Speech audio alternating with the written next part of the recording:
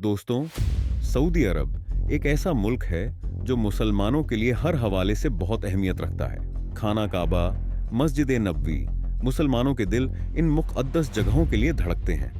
लेकिन इसके साथ साथ सऊदी अरब एक मुल्क भी है जिसका अपना एक कल्चर है।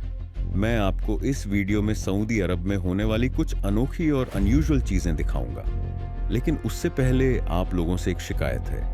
आप लोग वीडियो तो देखते हो लेकिन लाइक नहीं करते, कमेंट नहीं करते, सब्सक्राइब नहीं करते।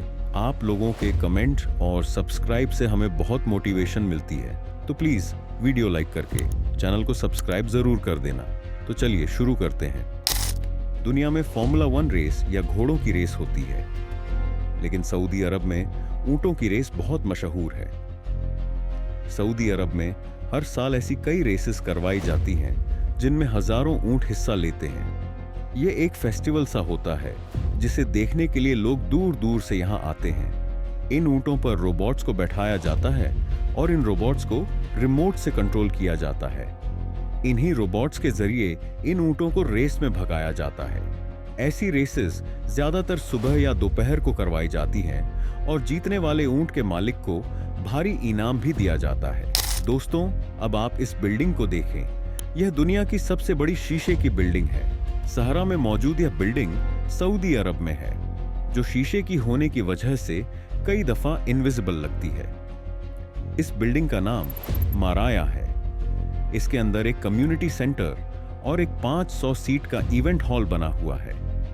यह हैरत अंगेज बिल्डिंग सऊदी अरब के शहर अल्लोला में बनी हुई है। सऊदी अरब में ऐसे कई हैरत अंगेज प्रोजेक्ट्स बन रहे हैं। जैसा कि सऊदी अरब दुनिया की सबसे ऊंची बिल्डिंग बनाने की कोशिश कर रहा है। इसका नाम जेदा टावर है। यह बिल्डिंग अभी कंस्ट्रक्ट हो रही है। जब यह कंप्लीट हो जाएगी तो इसकी ऊंचाई 3281 फीट होगी, जो कि इस वक्त दुनिया की ऊंची तरीन बिल्डिंग बुर्ज खलीफा से 591 फीट ज्यादा होगी।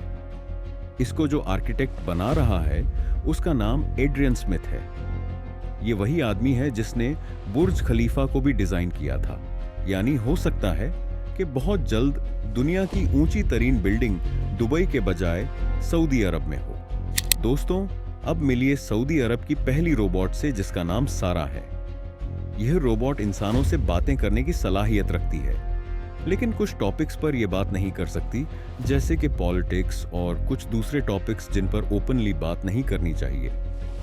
इस रोबोट को एक Saudi company QSS AI and robots ने बनाया है। इसको सऊदी अरब में ही मैन्युफैक्चर और डिजाइन किया गया है। ये रोबोट अरबी और इंग्लिश दोनों जबानों में बात कर सकती है। दोस्तों, सऊदी अरब में आपको एक अनोखा बाजार भी मिलेगा। यह दुनिया का सबसे बड़ा ऊंटों का बाजार है। इसका नाम बुराइदा कैमल मार्केट है। यहाँ रोजाना हजारों ऊंटों को खरीदा और बेचा जाता है, कैमल मीट के लिए, रेसेस के लिए, डेयरी के लिए यानी दूध के लिए। यह मार्केट सऊदी अरब के शहर बुराइदा के आउटस्कर्ट्स में लगती है। ऊंट सऊदी अरब के कल्चर का एक हिस्सा है, यह हम सब जानते हैं, और तभी रोजाना यहाँ हजारों ऊंटों की खरीदो फरोख्त का मंजर देखने वाला होता है। खैर, अब बात करते हैं सऊदी अरब में बिकने वाली एक अनोखी आइसक्रीम की, जो आजकल बहुत मशहूर हुई है, रोज आइसक्रीम। यह आइसक्रीम मदीना शरीफ में बिकती है, लेकिन इसको बेचने का तरीका काफी अनोखा है, क्योंकि आइसक्रीम खरीदने वाले पर पहले अर के गुलाब छिड़का जाता है और फिर इस पर गुलाब के फूल फेंके जाते हैं। आइसक्रीम बेचने का यह तरीका शायद आपको दुनिया में कहीं ना मिले।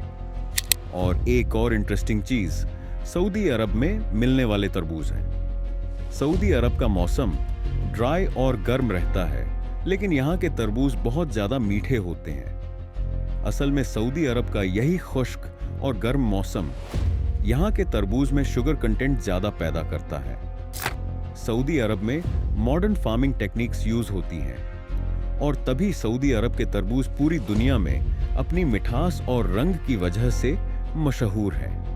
दोस्तों, क्या आप जानते हैं कि सऊदी अरब में दुनिया के सबसे बड़े डेसलिनेशन प्लांट्स भी मौजूद हैं? इन प्लांट्स के जरिए समंदर के पानी से नमकियत और मिनरल्स को अलग करके इस पानी को पीने के काबिल बनाया जाता है, जिससे सऊदी अरब की एक बड़ी आबादी फायदा उठाती है। सऊदी अरब में जहां ताज़ा पानी के रिसोर्सेज कम हैं, जहां टेम्परेचर गर्म रहता है, वहां इन प्लांट्स की कितनी अहमियत है आप अंदाज़ा लगा सकते हैं।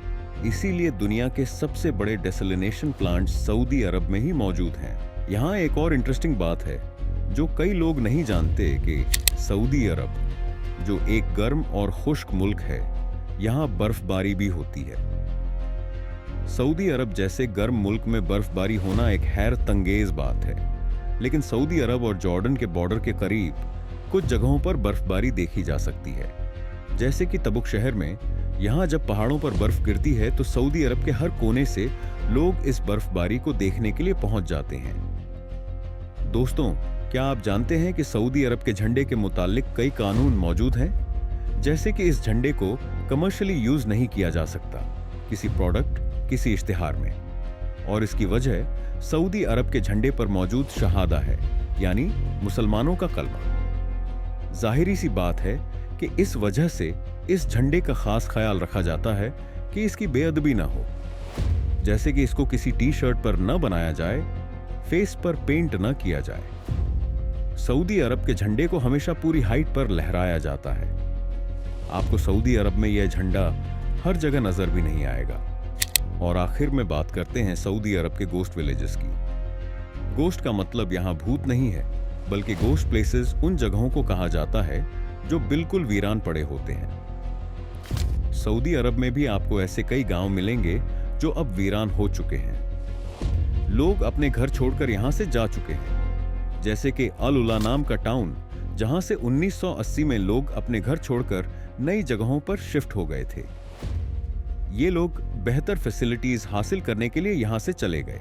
लेकिन आज भी ऐसे कई गांव और बेशुमार घर आपको सऊदी अरब में मिल जाएंगे जो बिल्कुल वीरान पड़े हुए हैं।